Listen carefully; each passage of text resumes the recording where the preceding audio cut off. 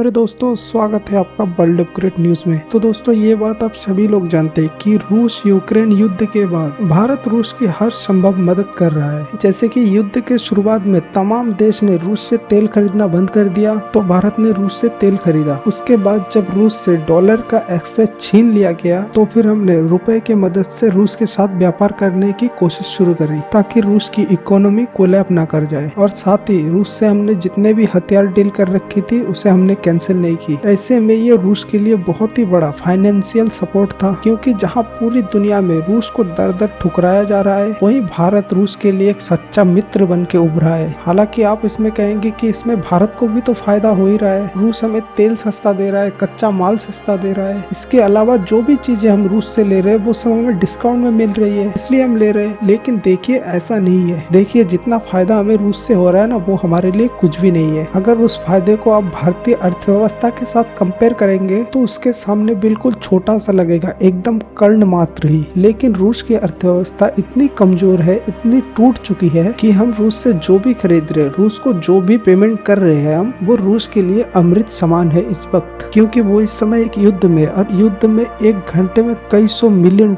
खर्चा हो जाते हैं। लेकिन आज जो भारत ने ऐलान किया है, उसके बाद तो रूस गदगद हो गया है और भारत का एहसान भी मान रहा है। दरअसल आज भारत ने अनाउंस ये किया है कि हम रूस से दुगनी मात्रा में कोयला खरीदेंगे। जब नॉर्मल टाइम था, युद्ध नहीं था, जितना कोयला उस वक्त हम रूस से खरीदते थे, उससे दुगनी मात्रा में हम अब रूस से कोयला खरीदेंगे। और बिल्कुल रूस इसके लिए भी हमें डिस्काउंट देगा। और जो कोयला रूस से आएगा, उसका इस्तेमाल होगा स्टील के कंपनियों में। ऐसे में जब कच्चा माल सस्ता हो जाएगा, तो दुनिया भर में भारतीय स्टील भी सस्ता हो जाएगी। इससे आफ्टर ऑल भारत की स्टील मार्केट में तेजी से वृद्धि होगी, साथ ही भारत के एक्सपोर्ट में भी बढ़ोतरी होगी। लेकिन भारत के इस फैसले से अब भी रूस को ही ज्यादा फायदा है। क्यों? क्योंकि हमारे स्टील के एक्सपोर्ट तो वैसे ही तेजी से बढ़ ही रहे थे, बस हाँ, थोड़ी सी और बढ़ोतरी हो जाएगी। लेकिन हम जो रूस से कोयला खरीद रहे हैं, उसके लिए उनको पैसे देंगे, वो रूस के लिए बहुत ही महत्वपूर्ण है, क्योंकि रूस इस वक्त फाइनेंशियल कोलैप्स के कगार में है। ऐसे में भारत द्वारा दिए गए ये कुछ $बिलियन